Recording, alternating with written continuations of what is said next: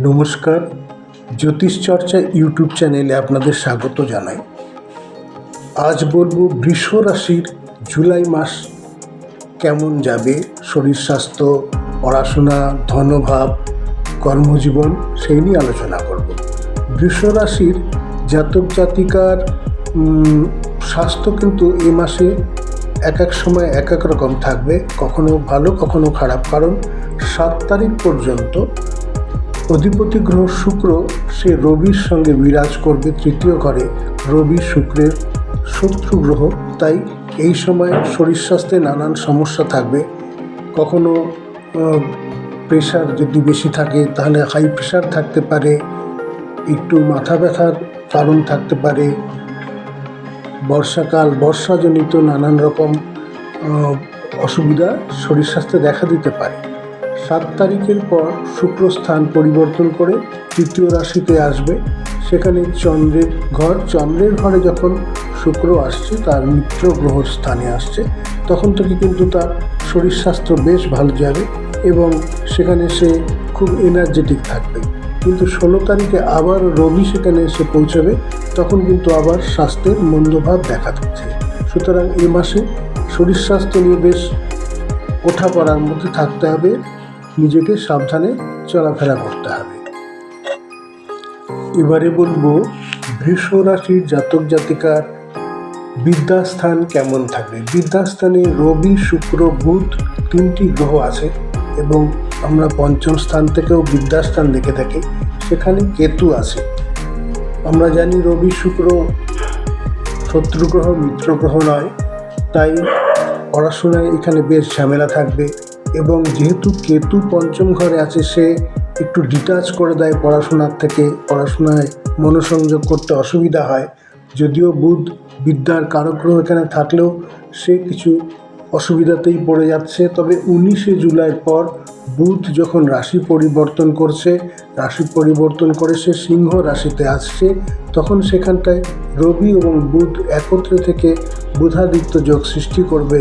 সুতরাং 19 তারিখের পর থেকে পড়াশোনায় একটি আলাদা গতি আসবে এবং সেখান থেকে সে পড়াশোনার মাধ্যমে নিজেকে প্রতিষ্ঠিত করতে পারবে, ভালো পরীক্ষার রেজাল্ট হবে। তারপরে 19 তারিখের আগে পর্যন্ত কিন্তু বেশ সমস্যা আছে পড়াশোনায়। যেহেতু আমরা পঞ্চম ঘর থেকেও বিদ্যাস্থানকে দেখে থাকি, সেখানে কেতু বসে থাকায় কেতু পড়াশোনা থেকে একটু ডিটাচ করে দেয়, মনোসংযোগে অসুবিধা ঘটায়।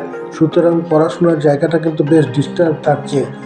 আর 19 তারিখের পর বুধ রাশি পরিবর্তন করে যখন সিংহ রাশিতে আসছে, তখন সেখানে বুধাদিত্য যোগ সৃষ্টি হচ্ছে। তখন থেকে কিন্তু পড়াশোনায় আবার ফুল এনার্জি আসবে। সেই সময় কোনো ইন্টারভিউ থাকলে বা কোনো পরীক্ষা থাকলে সেখানে ভালো ফল পাওয়া যাবে। আমরা পঞ্চম ঘর থেকে প্রেমের স্থানটাও দেখে থাকি। পঞ্চম ঘরে যেহেতু কেতু বসে আছে, প্রেমে কিন্তু ছোটোখাটো ঝুটমিট ঝামেলা থাকবে, একটু নিজেদের মধ্যে অসন্তোষ ভাব থাকবে, দূরত্ব বজায় রেখে থাকবে, অতৃপ্ত একটা বাসনা, অতৃপ্ত মনোভাব এখানে প্রেমের ক্ষেত্রে দেখা যাচ্ছে। সুতরাং প্রেমের স্থান কিন্তু এই জুলাই মাস বৃষ রাশিদের জন্য খুব একটা শুভ নয়। এবারে বলবো বৃষ রাশির জাতক জাতিকার বিবাহিত যেমন কেমন যাবে। এখানে সপ্তম ঘরের অধিপতি গ্রহ মঙ্গল, সে 12তম ঘরে বিরাজ করছে এবং সেখান থেকে সে তার নিজস্ব ঘরে দৃষ্টি দিচ্ছে। একে বলে বিপরীত রাজযোগ। এই ক্ষেত্রে যদি লাইফ পার্টনারের কোনো অসুবিধা থাকে, সে কোনো বিপরীত পরিস্থিতিতে পড়ে থাকে, তাহলে একে অপরকে সেখানে সহযোগিতা করে সেই বিপরীত পরিস্থিতি থেকে তাদেরকে উদ্ধার করে। এই রাজযোগের ফলে বিবাহিত জীবন কিন্তু এখানে দেখা যাচ্ছে যে মঙ্গল রাশি পরিবর্তন করছে 13 তারিখে। এই 13 তারিখ পর্যন্ত কিন্তু বিবাহিত জায়গাটা খুবই সুন্দর থাকছে। 13 তারিখের পর মঙ্গল বৃহস্পতির স্থানে গেলেও বৃহস্পতির দৃষ্টি কিন্তু সপ্তমভাবে আসছে। সুতরাং বিবাহিত জীবন সেই ক্ষেত্রে আরও ভালো থাকবে, রোমান্টিকতা থাকবে, ছোটোখাটো ভ্রমণ হতে পারে,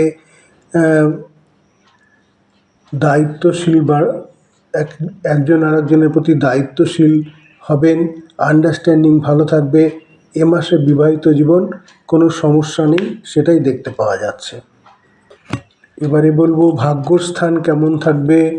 নবম ঘর থেকে আমরা ভাগ্যস্থানকে দেখে থাকি। এখানে ভাগ্যস্থানের অধিপতি গ্রহ শনি দেবতা, সে দশম ঘরে কুম্ভ রাশির সাথে বসে আছে।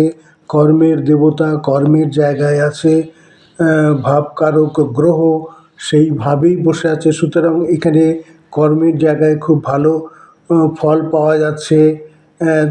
30শে জুন শনি বক্রি হচ্ছে, বক্রি হয়ে তার নিজস্ব ঘরেই দৃষ্টি দেবে। সুতরাং সেই স্থানেও আমরা ভালোই ফল পাবো আশা করতে পারছি। ভাগ্যের ভাব কিন্তু ভালো থাকছে। কোথাও ইনভেস্টমেন্ট করতে চাইলে তা করতে পারা যাবে। গাড়ি বাড়ি জমি ফ্ল্যাট কিনবার উপযুক্ত সময়। শনি তার নিজের রাশিতে অবস্থান করে শস নামক রাজযোগ সৃষ্টি করেছে। শেয়ার মার্কেটে ভালো লাভ হতে পারে। কর্মের মাধ্যমে নিজেকে সুপ্রতিষ্ঠিত করবার একটি সুযোগ আসছে। আমরা দশম ঘর থেকে কর্মের জায়গায় দেখে থাকি, সেখানে কর্মের দেবতা তার নিজস্ব ঘরেই বিরাজ করছে। সুতরাং শনি দেবতা তার ভাগ্য এবং কর্ম দুই স্থানেই তাকে সাপোর্ট করছে।